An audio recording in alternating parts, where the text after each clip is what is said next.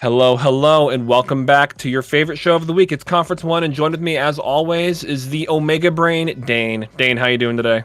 I'm doing good. I'm doing good, and it is with it's with heavy heart and saddened spirits that I have to announce that I am no longer always right, and it is entirely UW's fault.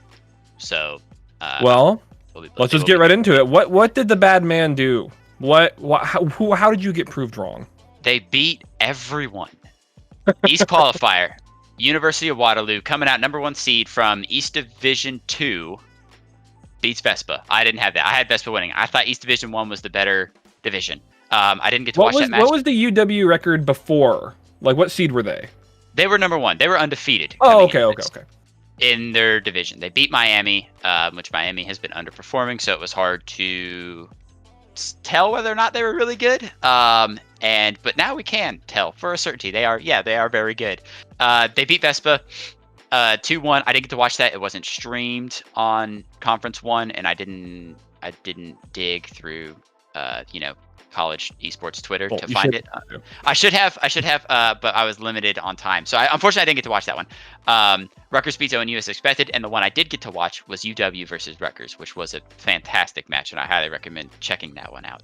Very, very close, 2-1. UW pulled the classic Viper on Icebox after they lost game 1 to shift the momentum. Always glad to see that card being played.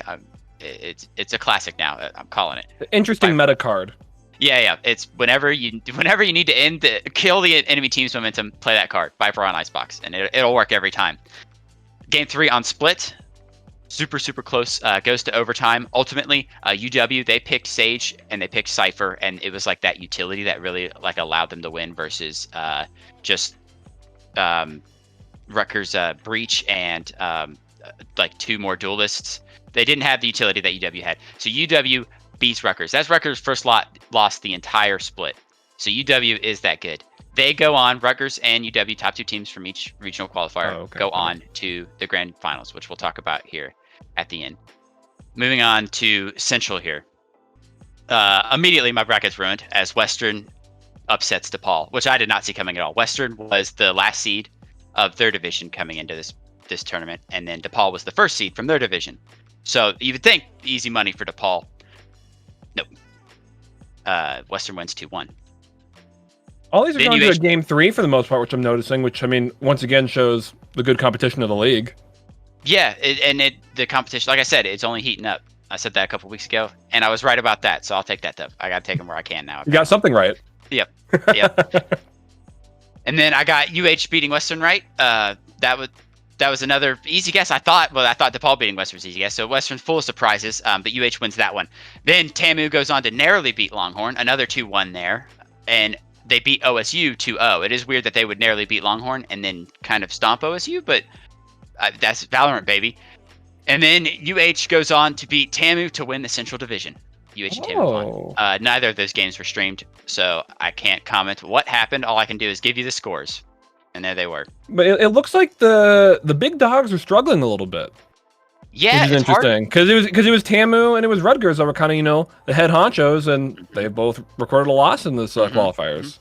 They both made it to second place, so they have a second chance here moving into the grand finals. But as it stands, the Kings have been dethroned. No teams go undefeated through this whole conference. That's awesome. That's so great. Moving on to West Division. Cal Poly. Okay, so I didn't get to say this last week because the matches weren't recorded at the time of our recording. But at the end of Split 2, Cal Poly actually beat the undefeated UCI, which was big because UCI was looking like a monster. But I've always said Cal Poly is good at swinging up. However, they weren't good enough as they played against SJSU, and SJSU was able to take them down 2-0. Like I said, SJSU is angry. They're looking for revenge. They want the revenge game against UCI, and they get it because UCI beats Cal Gold. So I did watch this one as well, and it was a nail biter through and through. UCI came to play. We talked last week about UCI needing to find this perfect balance between playing for seriouslies and playing for funsies. Mm-hmm. And for my money, they found it. In classic UCI troll fashion, they win the final game in overtime by sneaking a defuse. behind the back of SJSU with 2 members still alive. It was incredible. They're my favorite team. I'm just gonna say it now. Okay. They're my new favorite team. Yeah, I'm pulling for them. Send me merch. I'll wear them. I'll rep it. Well, and then as we talked about last week, this is if UCI is going to find a victory, it should be in this esport. It's their best chance. They're cruising. There's drama, a sneak defuse. Like if there's a time, the time's now. Yeah. They keep slipping away. They're slippery. They keep beating SJU. I feel like SJU's even madder now, and they'll get a second chance, hopefully, in the grand finals. So we can have a double revenge game. Yeah, we could. Let's talk about the grand finals here. Boy. So I can't break down the bracket for you because we don't have seeding yet. Because the way they're doing seeding is based off of a team questionnaire, not based off results, because it's hard to do inter-regional results. Maybe. You look upset. Do you feel like a 1 seed or do you like a 3 seed? Color in the dot that you feel strongest with. That's very odd. That's very weird to me. It is strange, but I feel like at the very least, no one can complain about seeding at the end of this, right? Like none of the teams can be like, I feel like we were under. I really want to see the questionnaire. Can you kick butt? Yes or no? Like that. I don't even know what you asked. Are you toxic? I don't know if the teams are grading themselves or if they have to grade the other 5 teams. I feel like they have to grade. Yeah, for UCI, I'd be like, yeah, SJSU, garbage. Trash. Get them out of here. We gotta find someone to talk to. I'm so curious about that. Yeah, we'll have to bring in somebody next week to talk about it. But it'll be after the fact because the finals are this weekend, May 15th through 16th. Double elimination tournament. Rutgers, University of Waterloo, University of Houston, Texas A&M, UC Irvine, San Jose University, all competing for $10,000 this weekend. Don't miss it. Look at that list of names. Vibe check it. You said that UCI is one of your favorite teams to win. What's the other team that would compete against them in the final? Well, San Jose, obviously, they go neck and neck every time they play. University of Houston, UH, crushed Central Division. They did amazing, and I think in results outside of Conference 1, they do great too. So that would be my 3rd pick. If the questionnaire comes to me and I have to seed it, those are my 1, 2, and 3 seed. That's a great way to answer that.